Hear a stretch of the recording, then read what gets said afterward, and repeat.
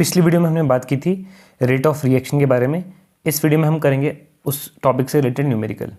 यहाँ पर हम पे पहला क्वेश्चन है for an elementary reaction 2a + b = 3c the rate of appearance of c is 1.3 × 10⁴ mole per litre per second. Then calculate rate of reaction और second हमें निकालना है rate of disappearance of a। तो पहले देखते हैं हमें दिया हुआ यहाँ पर क्या है, rate of appearance of c। अब यहाँ पर क्या होता है, हमने पढ़ा था यहाँ पर कि रेट ऑफ रिएक्शन किसे कहते हैं।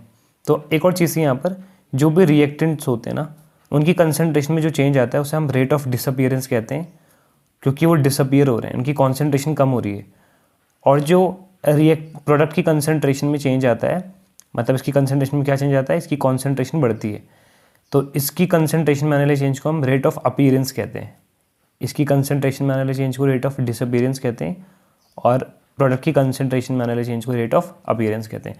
तो हमें यहाँ पर rate of appearance of C दे रखा है, यानी कि change in concentration of C with time दे रखा है हमें यहाँ पर। तो हमें यहाँ पर देखा del C upon del T की वैल्यू जो कि है 1.3 × 10⁴ mole per litre per second, जो कि रेट का क्या होता है यहाँ पर यूनिट होती है। और हमसे पूछा हुआ रेट ऑफ रिएक्शन, तो रेट का एक्सप्रेशन क्या हो जाता है हमें पता है। रेट को अगर हम ए के फॉर्म में लिखेंगे तो -1/2 dA/dt, ठीक है। और अगर मैं यहाँ पर उसको लिखना चाहूँ यहाँ पर रेट को बी के फॉर्म में, तो -dB/dt, ठीक है। और अगर हम लिखना चाहें सी के फॉर्म में, तो रेट का एक्सप्रेशन यहाँ पर हम पे हो जाएगा rate is equal to 1/3 dC/dt, ठीक है। अब हमें यहाँ पर देखो क्या दे रखा है, यहाँ पे हमें ये दे रखा है रेट ऑफ अपीयरेंस ऑफ सी हमें दे रखा है, और हम पे रेट पूछा हुआ है। हमें क्या पूछा हुआ है, रेट। तो रेट इज इक्वल टू हो जाएगा यहाँ पर 1/3 × 1.3 × 10⁴। तो यहाँ पर ये कट जाएगा, तो यहाँ पर हो जाएगा 0.433 × 10⁻⁴, ठीक है। ये हमारा हो जाएगा आंसर। सेकंड पेपर पूछा हुआ है बी पार्ट में rate of disappearance of B. Rate of disappearance of B मतलब change in concentration of A rate of disappearance of A पूछा हुआ है। इसका मतलब change in concentration of A with time. तो ये हम पे पूछा हुआ है यहाँ पर। जो भी ए की कंसंट्रेशन में रिएक्टेंट की कंसंट्रेशन में चेंज आता है उसको रेट ऑफ डिसअपीयरेंस कहते हैं, क्योंकि ये डिसअपीयर होते हैं रिएक्टेंट, कॉन्सेंट्रेशन कम होती जाती है टाइम के साथ, और प्रोडक्ट को बोलते हैं रेट ऑफ अपीयरेंस। अब d/dt पूछा हुआ है यहाँ पर, तो ये किसके इक्वल हो जाएगा। अभी हमने देखा यहाँ पर रेट इज इक्वल टू क्या होता है -1/2 d/dt। तो ये पार्ट हमें निकालना है, रेट हम निकाल चुके हैं यहाँ पर ऑलरेडी, ये रहा।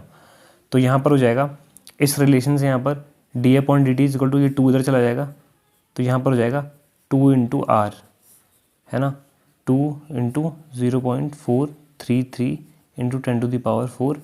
तो आ जाएगा हमारा 3 2 6 6 8 0.866 × 10⁴। यह आ जाएगा हमारा rate of disappearance of A. यहाँ पे हम पे अगला न्यूमेरिकल है ammonia and oxygen react at high temperature as 4 mole of ammonia 5 mole of O2 is equal to 4 mole of NO and +6 mole of H2O।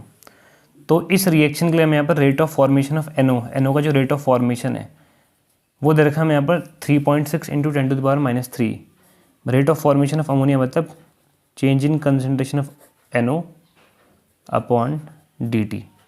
ये मैं दे रखा है यहाँ पर 3.6 × 10⁻³ ये दे रखा है यहाँ पर।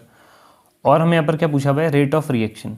तो rate of reaction in terms of change in concentration of NO क्या हो जाएगा 1/4 dNO/dt। और ये हमें दे रखा है यहाँ पर rate of formation of NO, तो 1/4 × 3.6 × 10⁻³ और यहाँ पर जाएगा 0.49 36, तो रेट ऑफ रिएक्शन हो जाएगा 0.9 × 10⁻³ ये हो जाएगा रेट ऑफ रिएक्शन, इतना मोल पर लीटर पर सेकेंड। इसके अगले पार्ट में हमसे पूछा हुआ है rate of formation of water. Rate of formation of water.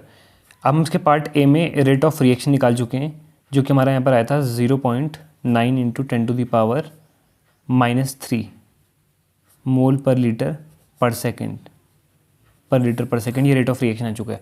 अब अगर मुझे रेट ऑफ रिएक्शन लिखना हो in terms of change in concentration of H2O, तो क्या हो जाएगा यहाँ पर, तो rate of reaction is equal हो जाएगा 1/6 into DH2O change in concentration of water upon time, ये हो जाएगा।